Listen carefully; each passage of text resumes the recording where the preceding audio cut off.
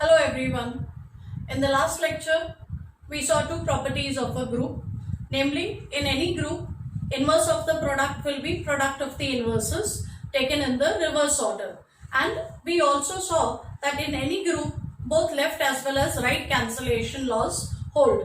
So either you cancel an element on both sides to the left or on both sides to the right. Never use a mixed cancellation law, left on one side, right on one side, unless of course the group is abelian.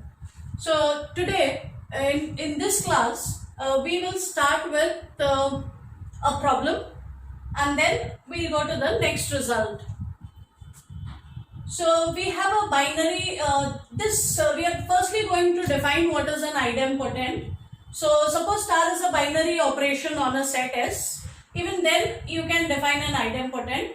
An element x of S will be called an idempotent for this operation if x combined with x gives you x. So idem is self, potent is power. So when it combines with itself, it gives us the same element. Now we have to prove that a group has exactly one idempotent, any group for that matter. So since we wish to prove that there is exactly one idempotent, firstly we will prove that there is at least one idempotent, and then we will prove that we cannot have more than one. So let us start with an arbitrary group.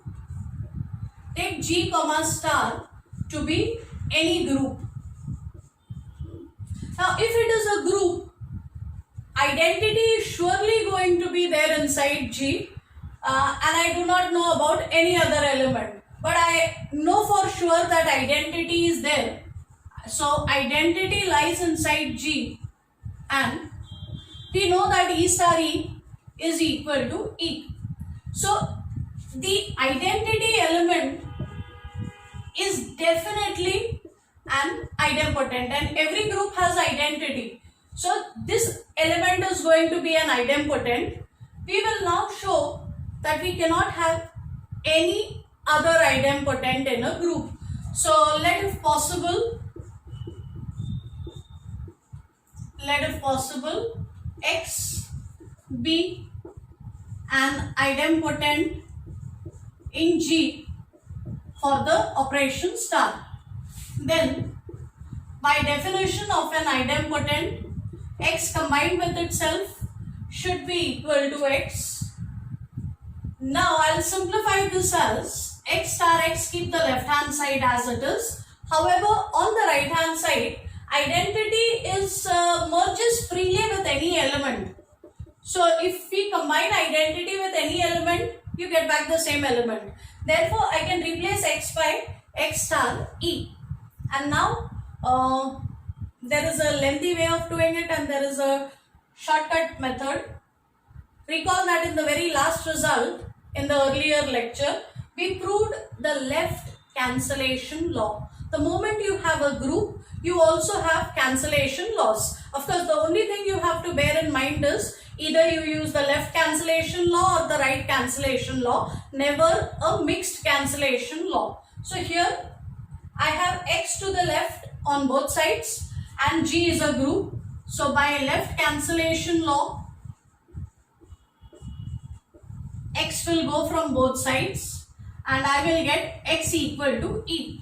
So if at all x is an idempotent in G, then x has to be the identity. It cannot be any other element. Therefore, in a group, you will have exactly one idempotent. So here we immediately saw how cancellation law makes life easier for us. We could have of course simplified this equation by pre-multiplying both sides by x inverse, but that would have taken us some time. We go to the next result. If G comma star is a group and A and B belong to G, then the linear equations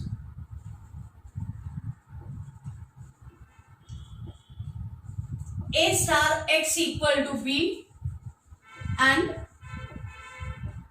Y star A equal to B will both have unique solutions,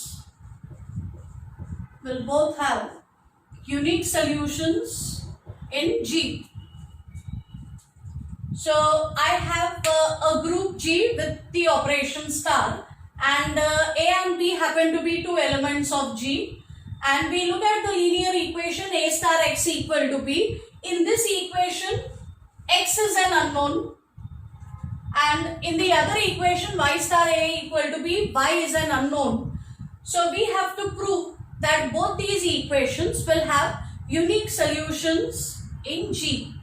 I will be proving the result for the first equation, and I encourage you all to prove the second one similarly. So let us look at A star x equal to B. Now firstly, it is important to understand what it means to say that something has a solution in G. Let me give you an example. Consider the equation 5 plus x equal to 3, and question is whether this equation has a solution in the set of natural numbers. If you solve this equation without looking at this condition, then obviously x will be 3 minus 5, which is equal to minus 2. Observe that this is not a natural number. So this equation, if it has a solution, it will have to be minus 2. But notice that this solution does not lie inside n. So we say that this equation does not have a solution in the set of natural numbers. However, this equation will surely have a solution in the set of integers. So here, I wish to now look at this equation and prove that it will have a unique solution in G. So firstly, unique solution means two things.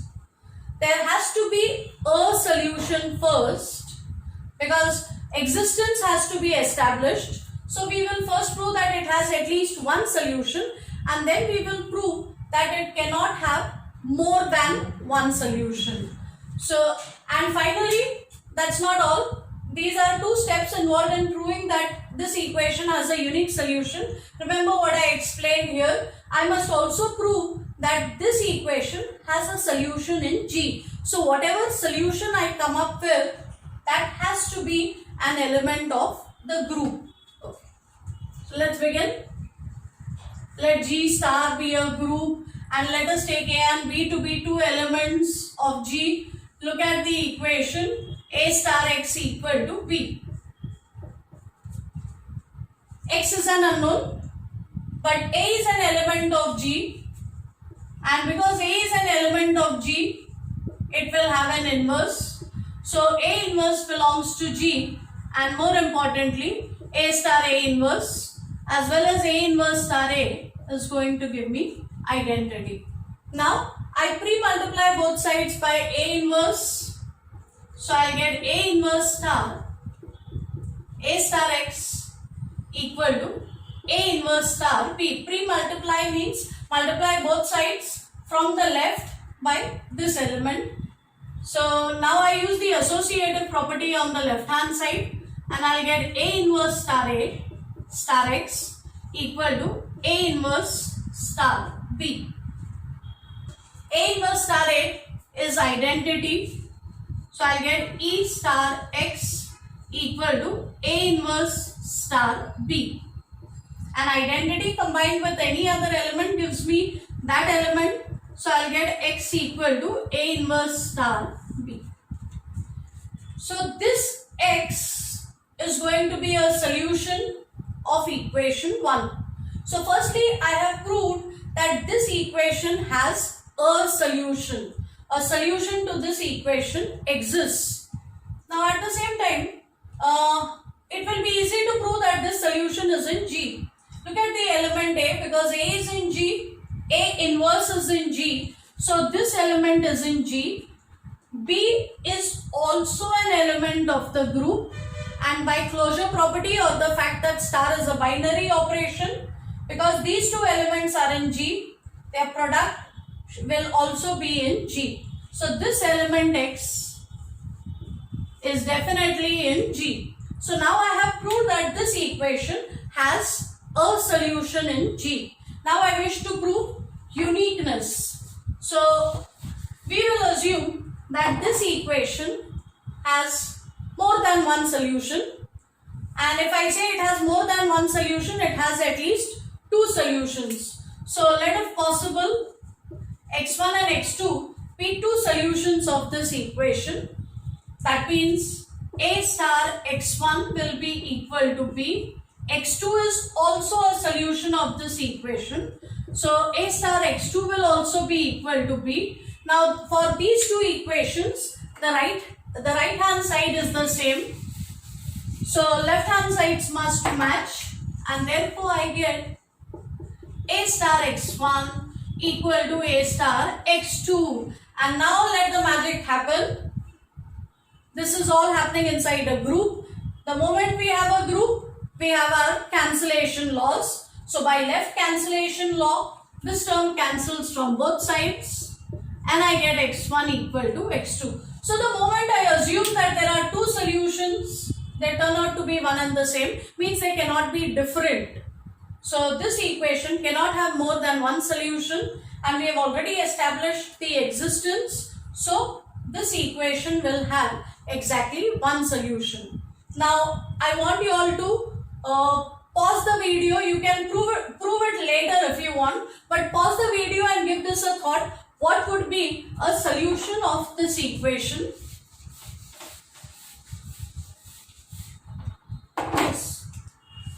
So I think for this equation, it will be easy to prove that y equal to b star a inverse is a solution. And now you can give the details of the proof. We look at yet another problem. Okay, so I have written out a problem over here for you all. And let's read the problem.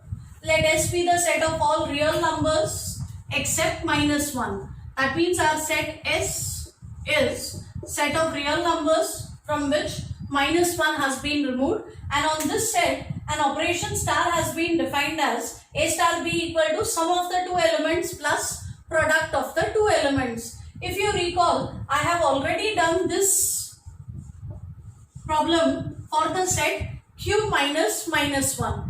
In exactly the same manner, instead of q, if I have the set of real numbers, nothing is going to change. And we had proved there that this set with respect to the given operation is an abelian group. So I do not wish to prove that part again. But now look at this equation. This is an equation in a group, and it's a linear equation. Linear because the unknown x is in the first degree, and we wish to prove that this equation, we wish to find by the earlier theorem. I know that this equation will have a solution in S. Now the idea is to find the solution. Now on the left hand side I see three terms. I know that the operation is associative. So it is up to me whether to put a brackets for the first two elements or the last two elements. I will do the problem by putting a bracket for the first two. You can check whether you get the same answer if you start with the brackets for the last two. You should, because it is associative. So I will only do part C over here. So I put the brackets for the first two. Let us simplify. Look at the operation. A star b is sum of the two elements plus product of the two. So this will be 2 plus x plus 2 multiplied by x star 3. So inside the bracket I get 2 plus 3x star 3 equal to 7. And now this is my first element star 3. So it will be first element plus the second plus product of the two elements. So on the left hand side, star between these two elements means first plus second plus product of the two. Now let's simplify that. It's simple arithmetic now.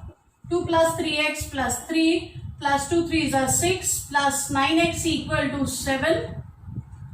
So 2 plus 3 5 plus 6 is 11 plus 12x equal to 7, and that means 12x is 7 minus 11. 7 minus 11 is minus 4. And therefore, I will get x equal to minus 4 upon 12 or minus 1 upon 3. That's all for now.